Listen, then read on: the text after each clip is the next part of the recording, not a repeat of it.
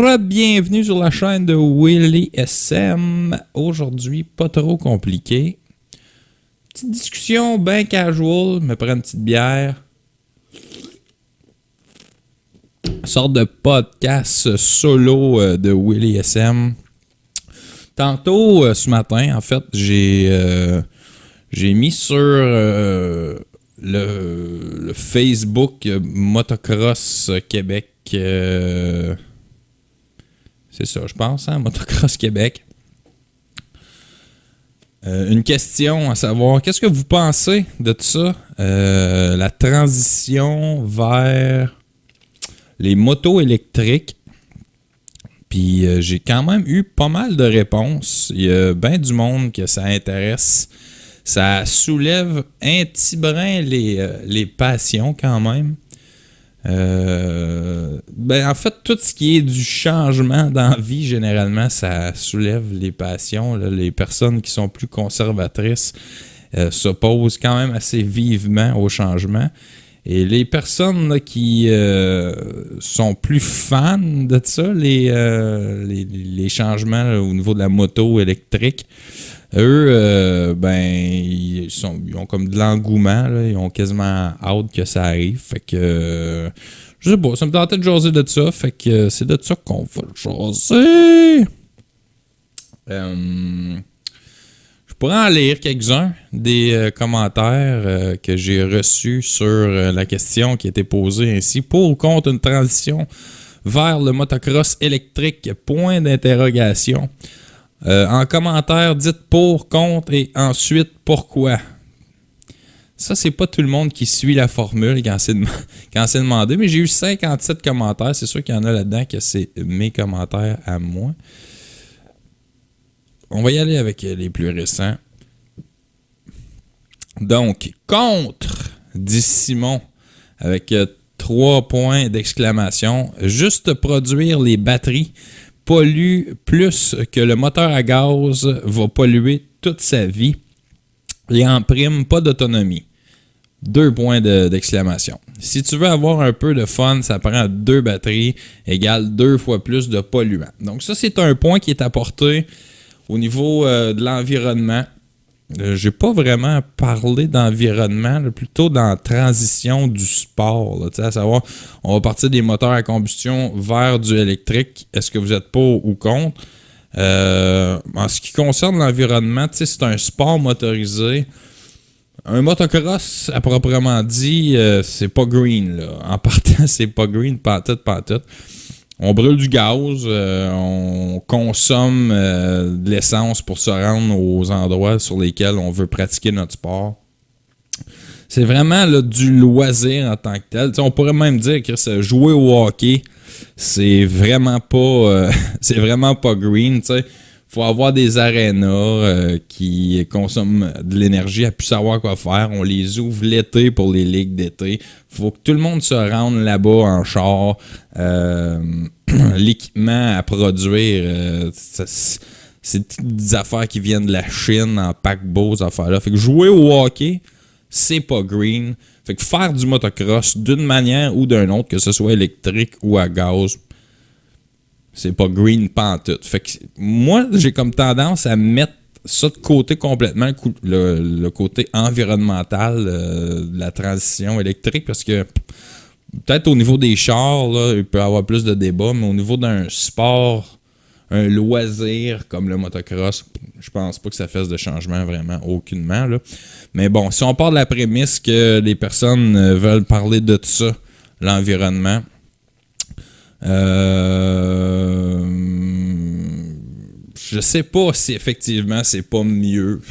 Je veux dire, taboire, tu brûles pas de gaz.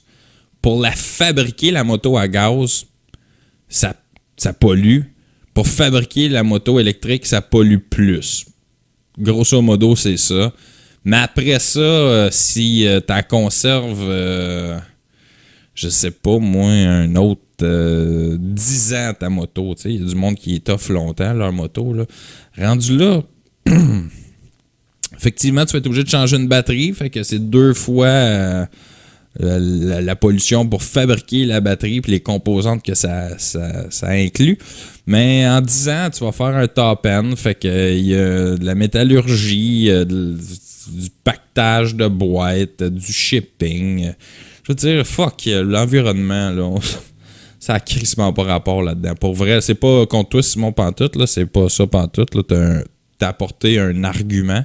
Mais je veux dire, dans le questionnement que je me faisais à propos de ça, c'est plus le sport, pas l'environnement Pantoute. Fait qu'on va passer à un autre. Pas de son, non merci, nous dit Sébastien. Ça, là, écoutez, regardez bien ça. Moi, en ce moment, je roule un YZ125. On s'entend, un YZ125, on peut crissement dire que ça pollue, là. Fait que ça, on met ça derrière nous, là, c'est pas green pantoute. Au niveau du son, tu crains que ça, c'est le fun. T'entends ton son. Mon père, qui est de la vieille école, lui, il capote sur le son des deux temps, trouve que mon BC qui sonne vraiment bien. Il adore ça, ce bruit-là. C'est sûrement que c'est de la nostalgie. Ça te ramène à, tu sais, quand t'étais plus jeune, les bicycles que t'as eu, que t'as roulé, des affaires de même. Prends une petite gorgée de bière. C'est bien nostalgique, le bruit que ça fait. Tu sais, je me repense moi-même plus jeune avec mon YZ80. Les pistes de motocross où tu entends ça, ces affaires-là. Mais quand tu roules, Sébastien, moi en tout cas, c'est le même que je roule, là. Je focus sur la technique que j'utilise, les lignes que je vais prendre, le positionnement de mon corps relativement aux obstacles qui s'en viennent devant moi. C'est bien rare que je prends le temps d'apprécier le son de ma moto pendant que je roule. Puis une moto, pour moi, c'est faite pour rouler. C'est pas pour le show. Fait que le son, ben personnellement, ça me fait plaisir de l'entendre. Wow, yes! Hey, un beau gros son, mais après 10 secondes, je peux pas plus m'en torcher du bruit. Fait que ça, c'est mon opinion à moi. Là. Fait que, mais ça revient souvent, le son. Le monde, ça leur manque dans la perspective où on change complètement, puis il n'y aura plus ce son-là de moteur, là, d'explosion. C'est comme si on perdait de la virilité ou cherche-moi quoi, mais ça choque beaucoup de ce que je peux comprendre en regardant les commentaires. Mike, quand on va avoir des batteries qui vont polluer moins que la durée de vie de 2 ou 3 moteurs, d'ici 5 ans, on va sûrement avoir un nouveau type de batterie plus performante. Ben ça m'amène à dire la question au niveau de la transition de départ que je voulais mettre en lumière, c'était pas nécessairement avec ce qu'on connaît présentement des motocross électriques, parce que présentement, ça fait dur quand même. Là. Si vous êtes capable de vous trouver une Alta, qui est comme le top-notch du motocross électrique en ce moment, vous allez être chanceux en sacrament, là, parce que ça court pas les rues. C'est dispendieux que le maudit.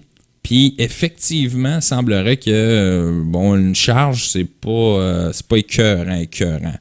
Même la nouvelle Stark Varg, peu importe comment est-ce qu'ils vont la vanter, il y a fort à parier que c'est pas si bon que ça. T'sais, ils disent 6 heures en trail riding, mais c'est plutôt 2 heures en trail riding. Je suis pas mal convaincu qu'ils boostent au bout le temps d'utilisation. Même affaire, ils disent que tu peux faire une course complète dessus. Probablement qu'on n'est pas rendu là encore. Ça reste à voir. Il faudrait les voir arriver sur le marché pour en tirer des conclusions. Là. Mais c'est pas impossible qu'on soit pas rendu là. Mais si on se projette un peu dans le temps, ça devient intéressant au niveau de la durée de vie de la batterie. Puis du range que tu es capable de faire avec une batterie sans la recharger. Dans le temps, quand ça va venir, probablement. Puis là, on parle de moto électrique. Tu sais, un moteur électrique, c'est une technologie qui date, là. Les batteries en tant que telles, ça date. Mais tout ça est en train de changer. Les moteurs sont de plus en plus performants. Les batteries sont de mieux en mieux. Mais on ne parle pas du même type de développement, de recherche et développement qu'il y a depuis des années et des années. Je sais pas c'est quand le premier motocross, là, ça a dû être genre Honda dans les années fin 60, début 70, là, avec un CR Elsinore, je sais pas trop quoi. Là. Ce type de bike-là, depuis ce temps-là, là, ça prend de l'expansion, la recherche-développement, ces choses-là. Fait qu'ils ont une longueur d'avance incroyable. Et même à ça, les meilleures motos électriques qui sont sur le marché, comme la Alta, ou qui vont être sur le marché, comme la Stark Varg, sont déjà pas tellement loin d'une moto moderne. Fait que si on leur donne le temps de se développer, fort à parier que les batteries vont durer longtemps, puis les batteries vont avoir beaucoup de range. Fait que moi, je m'inquiète pas vraiment beaucoup avec ça. Ça, c'était Mike là, qui disait que la durée de vie de 2-3 moteurs pour une batterie, faire en sorte que ça pollue moins. Mais encore une fois, c'est l'environnementalisme, là. Mais c'est vraiment pas une question d'environnementalisme de mon côté. Joe, il est pour, mais contre en même temps, car pas shifter de vitesse, c'est ça qu'il trouve plate. Ça, c'est un fait. Il va avoir définitivement une adaptation à faire au niveau des motos électriques parce que il s'en fait des motos électriques là, avec des vitesses. Je pense que c'est BHR là, en France qui sont en train de faire un concept de moto électrique avec une transmission standard là, ou une transmission normale avec une clutch puis des vitesses. Mais ben franchement, je pense que ça défie le purpose complètement d'avoir une moto électrique qui a du torque instantané. Fait que tu sois à basse vitesse ou à haute vitesse, tu n'as pas vraiment besoin d'une transmission, à part si c'est pour faire en sorte que tu puisses aller vraiment plus vite en top speed. Puis encore là, en motocross, c'est pas vraiment ça qui est l'idéal, le top speed, là. Je suis pas mal certain que la Alta va bien assez vite pour faire n'importe quel genre de saut sur une piste de motocross normale. Mais c'est plutôt une question, encore une fois, un peu de nostalgie, là, là, ma technique de shift, passer des gears, ces choses-là. Dans un certain sens, il y a de quoi s'en ennuyer, mais ben franchement, ça peut augmenter aussi de beaucoup les performances des meilleurs athlètes de ce sport-là. S'ils ont une chose de moins à faire, qui peuvent se concentrer sur de la vitesse pure et dure, moi j'ai l'impression que ça peut même augmenter le niveau en tant que tel. Puis ben franchement, tu sais, quelqu'un qui arrive dans une courbe puis qui n'a pas besoin de rétrograder, ces choses-là, qui a besoin de... Tu sais, le cerveau humain, là, ça a un certain un computing limit, là. Si tu peux arriver avec plus de facilité vers tes courbes puis pouvoir placer... puis je pense même que, tu sais, théoriquement, tu pourrais avoir, au lieu d'une clutch, un frein arrière à main. Fait que tes courbes vers la droite, ce serait pas la même game parce que ton break, tu l'aurais pas juste à la pédale. Tu sais, il y a plein d'innovations comme ça qui pourraient être faites. Moi, je pense pas que ça va à l'encontre de ce que j'aimerais voir sur une moto électrique. Ben franchement, passer des gears, encore une fois, je pense que c'est de la nostalgie qui parle plus que de la rationalité. Nicolas, il est pour avoir des tracks partout. Ils vont arrêter de les fermer. Ça, je serais curieux de savoir si effectivement le son fait fermer beaucoup de pistes de motocross. Tu sais, moi, la seule piste de motocross que j'ai... en fait, il y en a 2 pistes de motocross qui ont fermé, que je suis un petit peu au courant. Il y en a une que je suis absolument au courant. J'étais là quand il est arrivé un drame. Il y a quelqu'un qui est mort dans la piste de motocross qui était pas... dans ce temps-là, c'était pas la FQMHR qui contrôlait toutes ces affaires-là. Puis il n'y avait même pas de gate, il n'y avait même pas personne qui faisait payer. Le monde arrivait là, free for all, puis il est arrivé ce qui devait arriver. Il y a eu une flagosse, quelqu'un est mort dans la piste de motocross. Anciennement, la piste de motocross à Messine. Je pense qu'il y a eu 2 saisons, 2 courses de CMRC dans cette piste-là.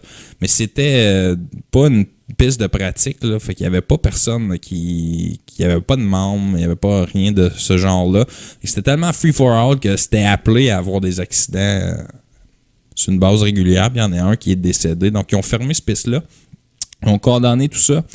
Et l'autre piste, c'est la piste Amigo à Gatineau.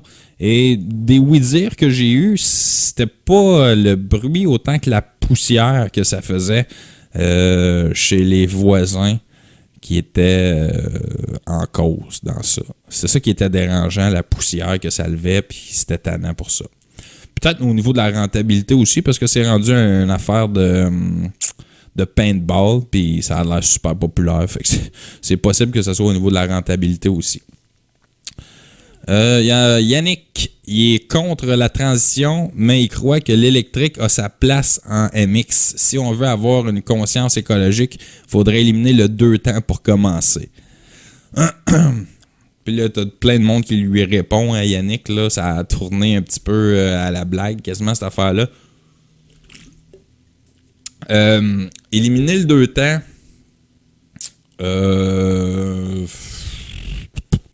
c'est quasiment déjà fait réellement. Il y a un KTM puis Yamaha qui en produisent encore des nouvelles 2 temps. KTM se spécialise parce qu'eux autres, c'est les champions du enduro. En enduro, je pense que ça va être difficile à déloger pour un certain temps, là, le 2 temps.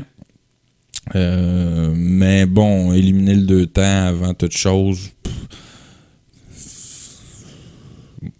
Encore là, c'est de la nostalgie. On les aime les 2 temps de façon nostalgique plus que d'autres choses parce qu'une 4 temps moderne, ça devrait faire rien qu'en masse l'affaire. Sans embarquer dans les guerres de 2 temps versus 4 temps. Je sais pas quoi. Non, regarde, éliminer les 2 temps, c'est déjà fait. Vraiment, là. C'est quand même assez fringe, le 2 temps en tant que tel. On a Burn Oil. Ah non, tu es contre une transition, mais tu es prêt à éliminer les 2 temps. Ouais, ça, c'est quelqu'un qui lui répond. Après ça, on a Pierre-Luc contre. Pas de son, c'est dégueu. Encore là, nostalgie à côté. Pas de son, c'est dégueu. C'est sûr qu'en tant que spectateur, j'ai vu ça, là, que ça diminuerait un peu le spectacle, mettons au niveau du Supercross ou des nationales, ces affaires-là. De pas entendre les motos. J'ai remarqué en écoutant les Supercross que c'est le fun d'entendre le rev limiter du monde là, dans les airs, ces choses-là. Ça ajoute un thrill peut-être, mais ben franchement, ça ajoute tellement peu dans mon cas à moi que ça me fait absolument crissement rien. En réalité, ça me fait rien pantoute. Olivier, c'est Olivier Corbeil, ça c'est le propriétaire de X-Town ici à Mirabel. Je serais curieux de lire, voir qu'est-ce qu'il en pense. Là. C'est malade l'électrique, point d'exclamation. Power ajustable, c'est fiable, silencieux. À part l'autonomie, je ne vois vraiment pas de désavantage. Ça, Olivier, dans le fin fond, c'est quelqu'un qui travaille là-dedans tous les jours, qui possède une piste de motocross. Fait que, tu sais, c'est un super insight dedans, de comment il voit les choses de son côté, là, étant en business là-dedans. Fait que je lui ai demandé si, dans un monde hypothétique où 100% des gens roulaient en électrique, ça aiderait vraiment les événements propriétaires de pistes, acceptation sociale, ces choses-là. Puis il vient juste de me répondre, je l'avais pas lu, là, fait que je le lis live avec vous autres. Acceptation sociale, définitivement. Donc, ça aide le sport en général. Mais reste que la réalité est que même aujourd'hui encore, il y a beaucoup de clients qui roulent encore avec des machines vieilles de 10-15 ans. Donc, avant de faire une différence au niveau du bruit, peut-être vraiment long. Puis ça, c'est bien sûr que dans un... Tu sais, ce que je lui proposais, c'est un monde hypothétique où à moyen terme, là, tout le monde roule en électrique. Mais ce serait vraiment mal vu de sa part de... Si, mettons, commence à avoir une grosse panoplie de bicycles électriques, puis tout le monde commence à transitionner vers l'électrique. Tu sais, je veux dire, quand tu vas aux pratiques, là, soit à X-Town ou à n'importe quelle piste, puis tu sais, regarde, même moi, je suis le meilleur exemple, j'ai un YZ125 2002. Ça veut dire que c'est un bike de 20 ans.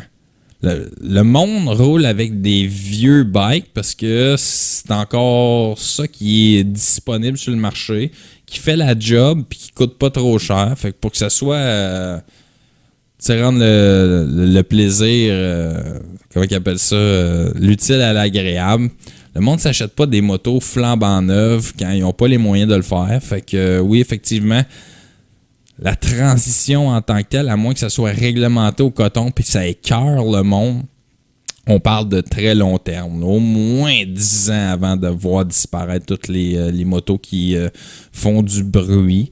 Mais le monde a l'air d'aimer ça, le bruit. Là. C'est plus les voisins de pistes de motocross qui n'aiment pas ça. Là. Mais ça diminuerait probablement le son un peu. Surtout qu'il y en aurait de moins en moins. Fait que si une journée, il n'y a rien que deux motocross qui fait du bruit, c'est moins pire que 50 à 100 motocross qui en font. Merci d'avoir répondu, Olivier, là-dessus. J'étais vraiment intéressé de voir la réponse que tu avais à propos de ça. Pour et contre, pour à 100%. Johan, il est pour à 100%, mais il garde ses autres bikes. Tu sais, ça revient un peu tout le temps à ça, de la nostalgie. On veut pas se débarrasser de nos vieilles patentes, nos vieilles habitudes, les vieux plaisirs qu'on a. Il y a bien du monde, là, je n'ai pas lu là, mais il y a bien du monde qui parle de l'odeur aussi. Quand je roule, jamais je remarque mon propre odeur de motocross. Là. Même à la piste, une fois que tu es en piste, puis tu roules, tu remarques plus ça pantoute. Mais il y a quelque chose qui est flagrant. C'est, mettons, je roule, puis là, tout d'un coup, mon père, avec son CR, il arrive en avant de moi dans le trail. Ça sent la clotte.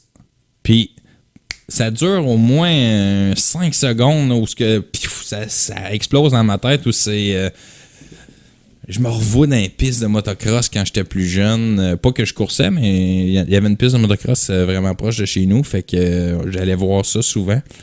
Puis, ouais, tu sais, il y a le côté nostalgique à l'odeur, surtout un 2 temps, là.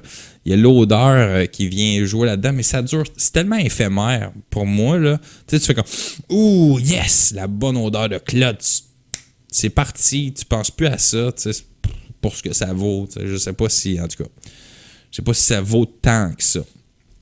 Il y avait aussi les vibrations. Le monde me parle des vibrations du moteur en dessous de toi. T'sais.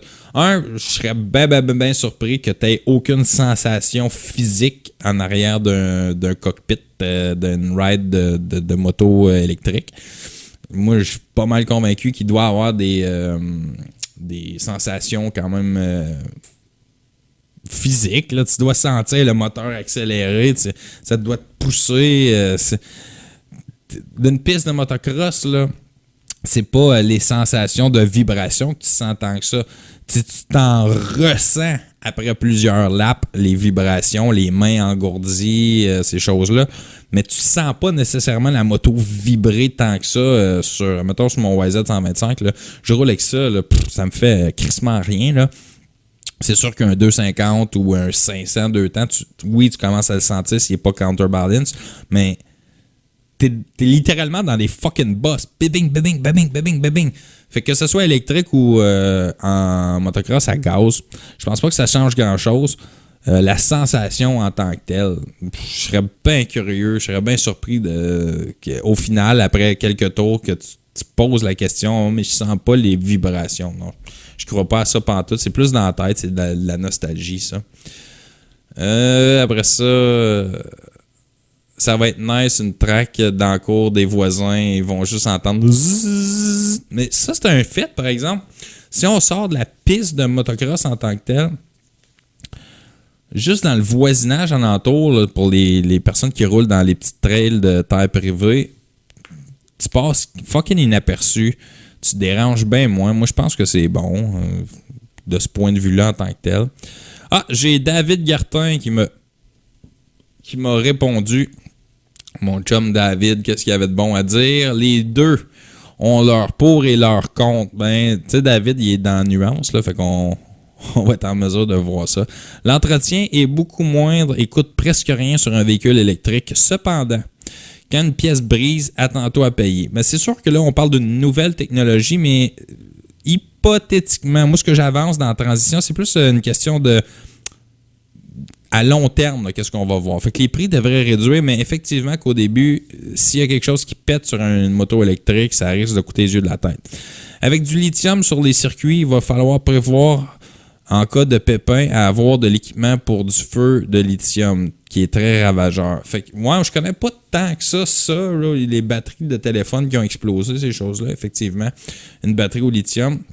J'ose espérer que les protections qui sont mises en place sur ce genre de moto-là font en sorte que ce soit vraiment diminué comme danger potentiel. Là. Il doit avoir comme un casing sur la batterie là, qui est anti-feu puis toute la grosse patente.